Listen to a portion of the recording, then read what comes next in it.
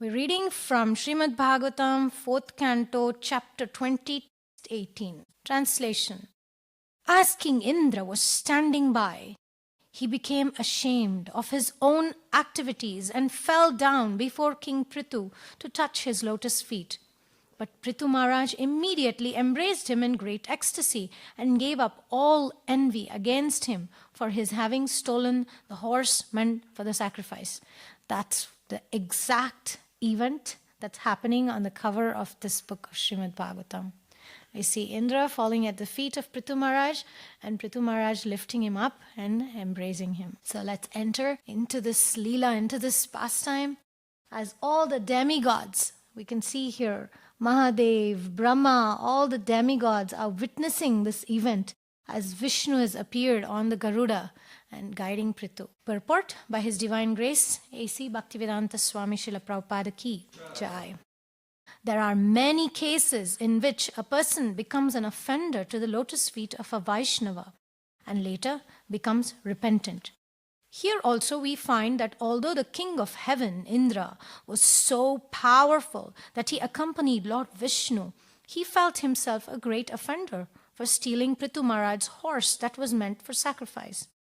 An offender at the lotus feet of a Vaishnav is never excused by the Supreme Personality of Godhead. There are many instances illustrating this fact. Ambarish Maharaj was offended by Durvasa Muni, a great sage and mystic yogi. And Durvasa had also had to fall down at the lotus feet of Ambarish Maharaj. Indra decided to fall down at the lotus feet of King Prithu. But the king was so magnanimous a Vaishnava that he did not want Maharaj Indra to fall down at his feet. Instead, King Prithu immediately picked him up and embraced him, and both of them forgot all the past incidents. Both King Indra and Maharaj Prithu were envious and angry with each other. But since both of them were Vaishnavas or servants of Lord Vishnu, it was their duty to adjust the cause of their envy. This is also a first-class example of cooperative behavior between Vaishnavas. In the present days, however, because people are not Vaishnavas, they fight perpetually among one another and are vanquished without finishing the mission of human life. There is a great need to propagate the Krishna consciousness movement in the world so that even though people sometimes become angry and malicious towards one another because of their being Krishna conscious, such rivalry, competition and envy can be adjusted without difficulty. Jai! King Prithu ki Jai! Indra Dev ki Jai! So I seek blessings from all the assembled Vaishnavas and those who are watching online. I seek the blessings of Prahlad Nrsingadev, Srila Prabhupada, so that we can derive some meaningful, uplifting instructions, inspirations from this section of Srimad Bhagavatam, because this is not just an old story from the Purana, ancient times. It's actually about us. It's the story of Indra and Prithu, who went through this kind of an exchange, this kind of dynamic, which we also face in the path of practicing Bhakti Yoga. So I have two options. One is to see this as a history, as a story. Another is to actually understand the psychology of practicing sadhana bhakti. So pride, envy, mistakes, forgiveness, seeking forgiveness, all these things, all these parts of kama, krodha, lobha, mada, matsarya, all these 6 enemies I may be experiencing internally, and I may be facing those very same enemies from external as well. So it's a fight. It's a fight against Maya. It's a fight against these anarthas. So today we'll be looking at 5 principles. First is, have I truly looked within lately? It's an introspective individual exercise we will do internally as we study this section. And have I noticed these Arishad Vargas, the kama, krodha, lobha, mada, matsarya, all these aspects of anarthas, of these unwanted things? Have I noticed them? And how much of these is shaping my relationships, and how much have I been able to advance? The other day we had a discussion. How do I determine if I'm progressing in Krishna consciousness? So when conflicts arise, do I ask, what is the Lord trying to teach me? Or am I pointing fingers at others? Am I willing to forgive like Prithu Maharaj is in this section? Not because Indra deserves it. We talk about that. But because the Lord dwells in everyone's heart and the Lord is instructing Prithu to do it. Srimad Bhagavatam, it is not just about stories, but it's also about how to face those challenges. So as an astrologer, I call this moment the Saturn moment. Why? Because it's growth over gratification and maturity over retaliation. Prithu Maharaj literally had every reason to retaliate to Indra. So many times his horse being stolen. But his ability to let go represents what all this like Saturn planet, it represents all these karmic tests, tolerance, patience, trials. It's the internal aspect of strength, which is that temperance. Every other planet could be, could not be. But Saturn is like a definite prediction. We are all going to die. So he's the most certain planet that gives us that. So the endings is ruled by this planet, in fact. And regardless of how our astrological chart is situated, this planet Saturn is something that is common for all of us, and that is seen by both the behavior of Indra and Prithu Maharaj. Because, like I said, Prithu Maharaj had every reason to retaliate, but he transcended his ego. And he was able to respond with spiritual integrity. So today, we can take a look at how my sadhana, like, is it like Ambarish Maharaj? So Ambarish Maharaj, he would utilize his senses, for example, his feet, to walk to the temple of the Lord, to circumambulate the temple of the Lord. He would use his head, which is the head of the king, by the way, where the crown sits on, and he would pay obeisances to the Lord and his devotees. And Ambarish Maharaj, kamam cha dasyena tu kama kamyaya. He was able to control, transform all the senses, all the desires in the service of the Lord. That's the glory. That's the glory of Ambarish Maharaj. And Yathottama Shloka Janashraya Ratim. That is the way to deal with these 6 enemies. How? To channel that energy, to approach the Lord with that honesty of Indra that we are looking at, and with that forgiving heart of Prithu that we are looking at. So we grow in Krishna consciousness not by being right, but actually by being real. So Indra's glory in this chapter is not about he did everything right. In fact, it was the opposite. But his glory is that he was finally able to align to Lord's will in seeking forgiveness, in being honest, in being vulnerable in front of the whole assembly of demigods. So we can pray to Lord Nrsingadev, Narasimhamadim Sharanam Prapadye. We can all say that together. Narasimhamadim Sharanam Prapadye. If you like to repeat, we can say prayer. Dear Lord Nrsimha, I surrender myself to you. Let me choose growth over gratification. So, Maharaj Prithu is choosing forgiveness over retaliation, and Indra is accepting that he's feeling ashamed. So there is a Vishnu Sahasranam verse. This is spoken by Bhishma Dev. He's lying on the battlefield with arrows piercing his body, blood oozing out, and he is looking at beautiful lotus face of Krishna, and he's reciting these 1,000 verses. And one of the verses he says, Yogo yoga vidam netha pradhana purusheshvaraha narasimha vapu shriman keshava purushottamaha. This verse is relevant in 2 contexts for us. Yogo yoga vidham neta. It means the true yogis. The Lord is the neta, the leader of the true yogis. In the purport, Srila Prabhupada is speaking about Durvasa Muni as a yogi. And Durvasa Muni also made his mistakes. And here, Indra and Prithu are also yogis. So all the people on the path of transcendental happiness, transcendental approaching the Lord, we will have these challenges. And the Lord will guide us, whether we are in the position of Indra, whether we are in the position of Durvasa, Pradhana Purusheshwaraha, because Krishna Nrsingadev sees beyond our offenses, beyond our mistakes. In the very same Vishnu Sahasranam, it is said that the Lord wears the garland of mistakes and faults of the devotees. That is our Lord, completely non-judgmental. Narasimhavapu Shriman. Why Narasimhadev? He's the protector, not just of the external. He protects the consciousness of the devotees. He doesn't do it by violence, he does it by harmony. In fact, Rupa Goswami says that Nrsingadev, we may think he's a deity of Ugra, right? No, actually Nrsingadev is Vatsalya Rasa. He is in the mood of parental affection, in that harmonious mood. Well, what to speak of the nails of Nrsingadev, that's a different theory. There is a description that the nails of Nrsingadev was Sudarshan. Sudarshan appeared as the nails to set right the harmonious need for Nrsingadev to be in that mood of Vatsalya. So, Shriman Keshava Purushottamaha. So, Krishna, you see beautiful Krishna here. By rising above envy, only then can we approach that Supreme Lord who's full of good qualities. Purushottama is the best of all qualities.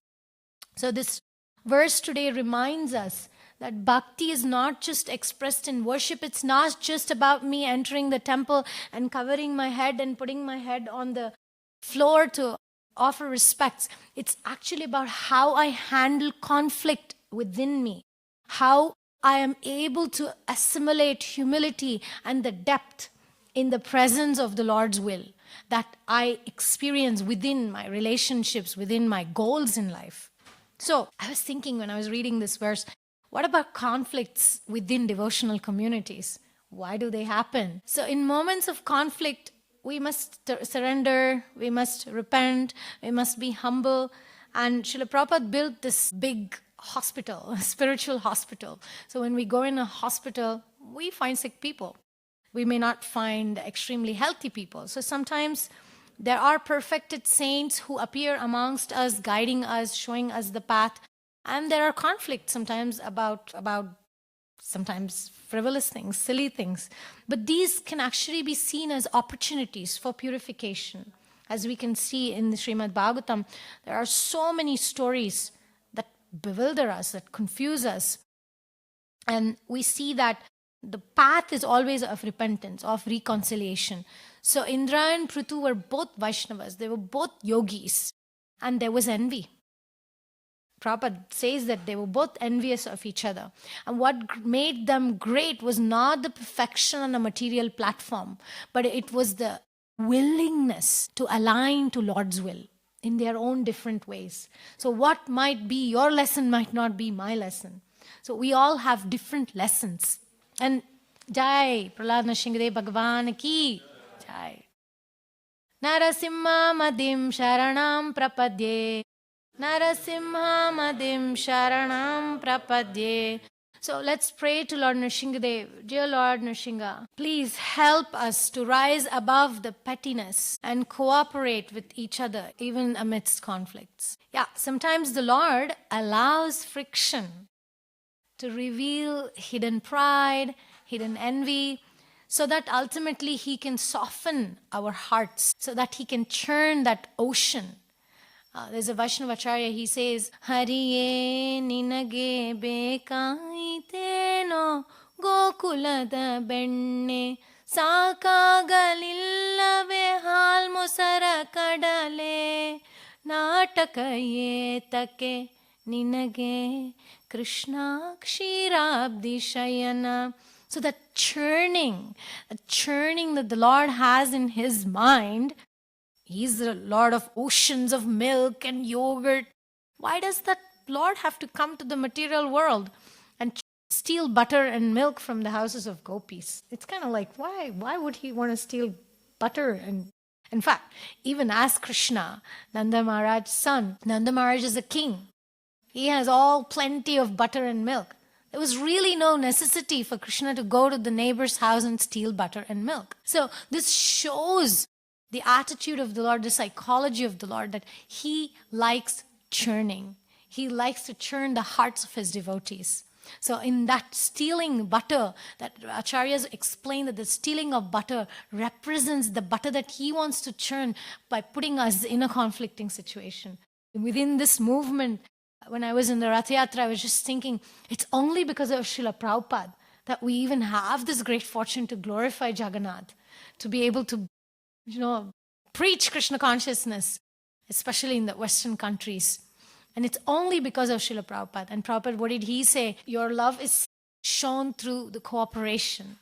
So sometimes these conflicts happen so we can purify this mission and become even more potent in doing the service to Srila Prabhupada. And that begins with that deep forgiveness. So the words here is vidvesham. Vidvesham, there are different meanings there. One, Prabhupada translates that as envy. And Bhagavad Gita, Krishna also speaks about the ichadvesha samuttena, the hatred and the desire. So the opposite of desire and hatred. So that vidvesham, the envy, the not liking something, to be able to harmonize. So giving up all envy, Prithu Maharaj gave up all envy. It was easy for Indra to give up envy because, Prithu Maharaj stopped doing the last sacrifice. But for Prithu Maharaj to give up any resentment, that's again, like I said in the beginning, planet Saturn is all about letting go, about surrendering, about accepting the end according to the will of the Lord. What is the will of the Lord? Not what I think. So it's a deep trust in the Lord. And Prithu Maharaj's response is not passive. It's actually powerful spiritual leadership. Sometimes we may think that vulnerability or asking forgiveness is weakness, but actually it's a greatest spiritual strength, because here we see Prithu Maharaj had deep trust in the Lord. So a personal introspective question can be, am I prepared to forgive others like Prithu Maharaj did? If not, what stands in my way? And whatever stands in my way, we pray, Narasimha Madim Sharanam Prapadye, Narasimha Madim Sharanam Prapadye. Dear Lord Prahlad Narasimha, please help us give up envy and help us cultivate full faith in you and help us develop forgiveness in our hearts. So, as devotees, do we see each other as servants of the Lord, or am I putting myself in the center? Am I allowing my previous samskaras, my offensive mentality to get in the way, or am I willing to say, Hari Hari Bol, may Lord Nrsingadev's will be done, not mine. So that's the concept of Anartha Nivritti. I call it the inner spring cleaning. It's not that the Lord wants to punish us. He wants to purify us. And these anarthas, which are like unwanted habits like envy and jealousy, criticism, fear, insecurity, there are so many, the list goes on and on. And these also can be called as karmic tests. Karmic tests to see, sometimes in the phone or in the computer, there are these cookies that get blocked, stuck. And when we clean that up, the computer runs faster, the phone is faster. So similarly in Bhakti Yoga also, if these spiritual obstacles hover around and we think, why this person is doing this, why that person is doing that, then it's like obstacles to the free-flowing Wi-Fi of spirituality. But if I accept that as, that's a mirror to my heart. Cheto darpana marjanam. So holding up that mirror, I can look at myself and say, I felt insecure in this situation. I felt triggered when this person neglected me. I felt jealous when I saw this person got this position of leadership. Whatever it is, if I can be honest in front of the Lord and express, my dear Lord, my bhakti is blocked because of these little anarthas. There was this joke I heard sometime when we go to a spiritual therapist, and imagine that spiritual therapist is Saturn. And then we say, my bhakti is blocked. I'm not experiencing bliss. And Saturn would say, holds up the mirror and say, tell me more about the jealousy that you're feeling about your god brother or your god sister. So sometimes the obstacle is not outside, it's actually internal. And the truth is, I can't fight anarthas directly. Only the Lord can help me. Because if I try to fight the anarthas, I get contaminated by them. Instead, I work on developing a higher taste. So, what do we pray? Narasimha Madim Sharanam Prapadye, Narasimha Madim Sharanam Prapadye. So, Nrsimhadev has that sword right next to him today. We should always pray, dear Lord Nrsimhadev, gently cleanse my anarthas. Be gentle, because if that sword hits me. So, dear Lord Nrsimha, please help us to battle the anarthas by developing a higher taste. I was thinking of the example of Karna, which is not a good example. Different storyline than Prithu and Indra. So Karna was very envious of Arjuna because they were kind of equals in their capacity and their skills. He was brilliant. Karna was a brilliant archer, but he constantly envied Arjuna. And the difference was he never really worked on it. He didn't process his envy. So he chose, what did he choose? He chose resentment over forgiveness. And the end was really tragic because he figured out that Arjuna was his own younger brother. So it cost him everything. Literally, it cost him his life. So resentment is one of the greatest obstacles in Bhakti Yoga. When we form resentment, it's like a cancer. Even literally, there are people who do all this chakra healing and everything. Resentment causes cancer, literally. So the emotion of resentment needs to be released. And it can be released by external activities like Harinam Sankirtan, book distribution, the energy is channeled. And it can be released going humbly. Like I said, it's not only about me paying obeisances, touching Shiro Rishi Kesha Padabhi Vandane. It's not only touching my head to the floor, but it's also touching my sense of false ego to the floor and telling, my dear Lord, may your will be done. And Vibhishan, on the other hand, was a good example. We see in Ramayana that he surrendered to Lord Ram amidst all the family attachments. He gave up all that and he came and clung to the lotus feet of Lord Ram. And he didn't get overcome by ego, that the demoniac ego, I'm the brother of Ravana, why should I go and surrender to this human being Rama? He didn't have that. So that's a good example for us. So these pastimes, they show us the letting go, surrendering. We can see Vibhishan's example, we can see Prithu Maharaj's example, that letting go, being vulnerable is not a weakness. Or in Indra's case, admitting faults, admitting our mistakes is not a weakness. It's actually path to alignment to Krishna's will. So the real victory is within. The real kingdom is actually internal. It's the inner kingdom of our soul aligning to Nrsimhadev's will. And like I say always, let's welcome those obstacles sometimes, like in the form of Saturn, who is a gatekeeper, who doesn't allow us to approach the Lord unless we purify our intent, purify our motivation. Why am I doing this? What do I want from this? And I was thinking how the only lamentation that is worthy in this material world, so we don't fall prey to all these petty conflicts, is the way of the Goswamis. In the morning we sing Vande Rupa Sanatana. So there's that paragraph which goes like this. If you like, you can sing along if you know the verse. This is the verse of lamentation.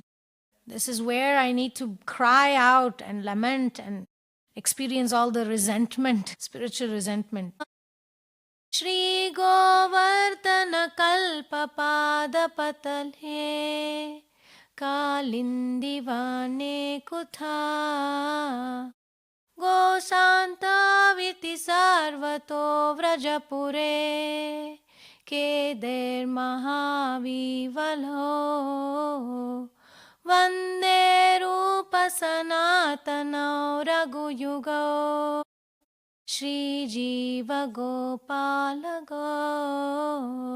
So what would the Goswamis lament?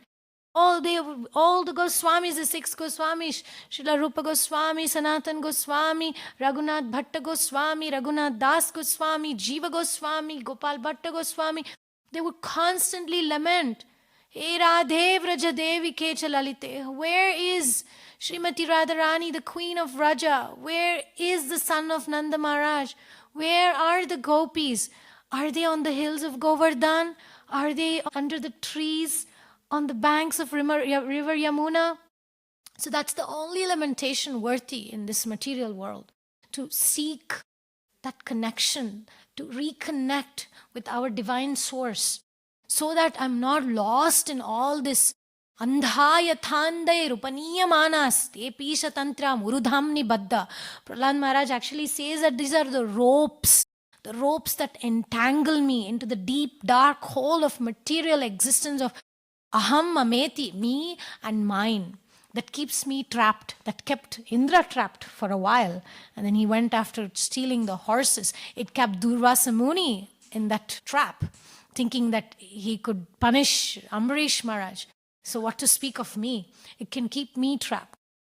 So I will end this class by a verse of Prahlad Maharaj, another prayer to Lord Nrsingadev. Namaste jaste jase aviravir bhava vajranakha vajradamshcha karmashayan randaya randaya tamo grasa grasa om swaha abhayam abhayamatmani bhurishta om Shram Om Namo Bhagavate Narasimhaya. So we take shelter of Nrsingadev so that we approach the Lord not with guilt and shame, but like a child who goes to the Father, approaching Him, seeking that help to overcome the anarthas, to overcome anger, envy, fear, insecurity, whatever it is. Tamo grasa grasa, all this ignorance that is covering me. I approach the Lord and I say, my dear Lord, I cannot handle this alone. Please help me. Gently rip apart my anarthas. Thank you very much for your attention. Krishna Maharaj Ji.